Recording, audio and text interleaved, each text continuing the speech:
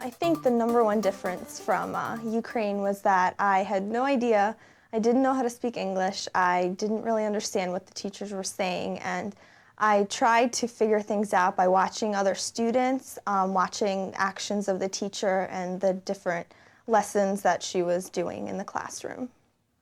First week of school, I went in there thinking, because when my family moved here, my mother put me in school 1 week after our family just had arrived, so the change was so sudden for me. And so I went into the school expecting sort of like the same routines that, those things that I was familiar to, and it wasn't what I expected at all. It was so new, very challenging, and very, I guess, scary because I didn't know any of the faces that I was surrounded by. I didn't know any friends, no teachers, and I was missing that language.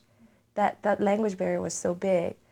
And so first day of school, I went in without knowing what's to come. And I was sort of excited to go because, meeting new friends and stuff. But when I got there, it was very scary for me. First month it wasn't that bad, but then as life went on, first 6 months I say, very bad. But just not knowing what I'm doing, I'm not understanding what I'm doing in class, I'm not understanding what people are talking about, the group work, book readings. It's just so much stuff. I had to write essays in English when I didn't even know what they're talking about. And most of the words that I couldn't understand, I had to look in the dictionary. So it was like kind of difficult. First month at St. Johnson Elementary School was very different from the education experience I had in Seoul, Korea. First month was something very new, actually a very pleasant experience for me. I really liked the new environment and the different ways the American schools taught children. It was more interactive and more personal attention and one-on-one than the setting that I was used to, where we were sitting in rows and everybody had a number. And so I really liked the experience where it was more personable with the teacher. But throughout the month, there were other challenges that came up. It wasn't just, happy days every day where everyone was nice to me because I was a new student. There have been conflicts, a little bit of, I wouldn't say bullying, but like cold shoulders because of the language barrier and things like that. And first week, I was making friends, but it was really difficult again because of that language barrier. And first week flew by really quickly for me because I had to adjust, that adjustment period for me. So I was learning names, learning the faces of my teachers, getting adjusted to the daily routines in the classroom.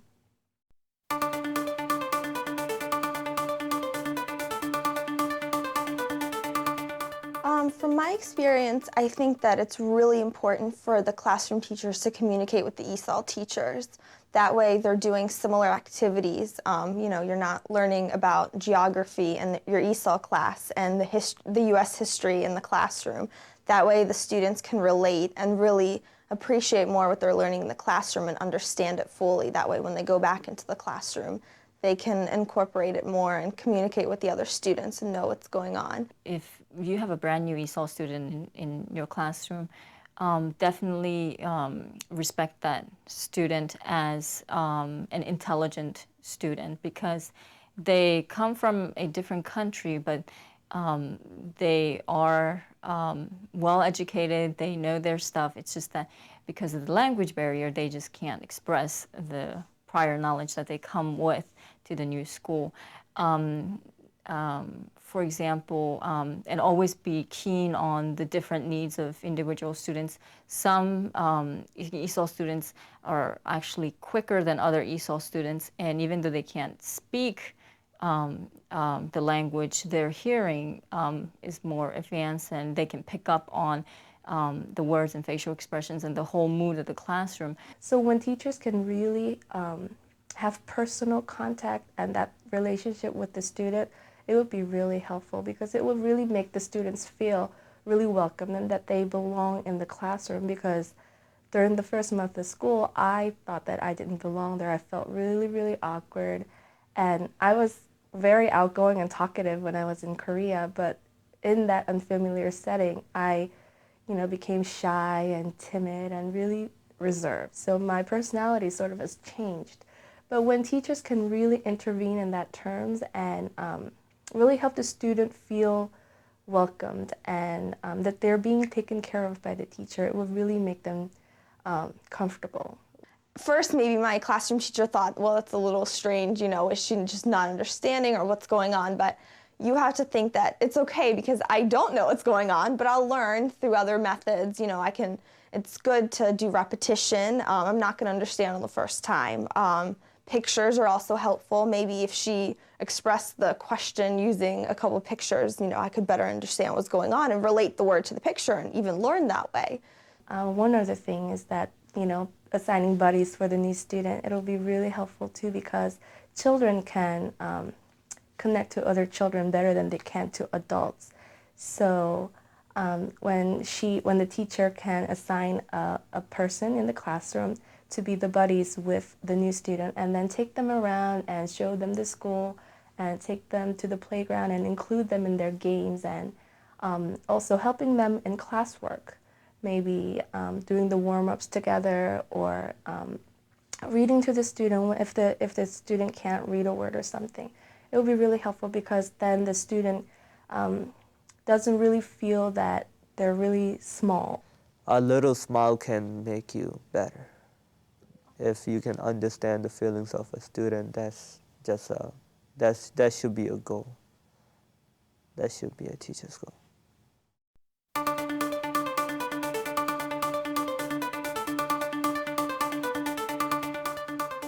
I have an experience that I had in third grade when I first came here. Every morning, my classroom teacher asked us to write in a journal.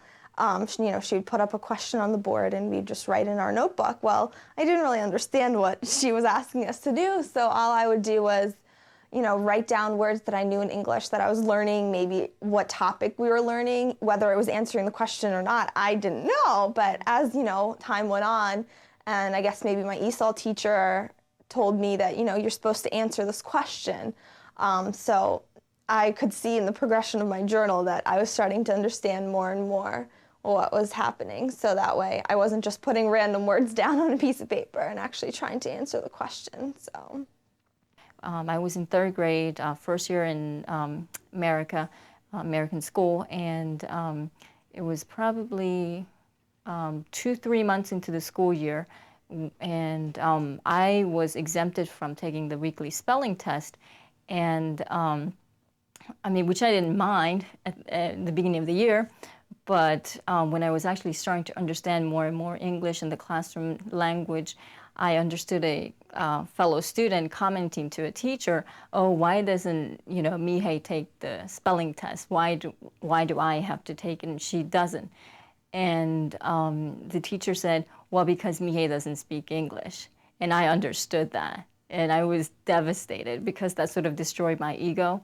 Because when I was in Korea, I was one of the top performing students. And to come to a country where, because of the language barrier, you're put below grade level and, in the below grade reading groups, you feel very almost, how would you say it? I don't know, very frustrated with yourself. So what I did was, just out of, I think, resentment, I went up after the spelling test that day and I asked for the list of spelling words. And the teacher gave me the spelling words like, "Oh, okay, what is she going to do with it?" And the following week, I studied with my mom the 10 or 15 words on the list.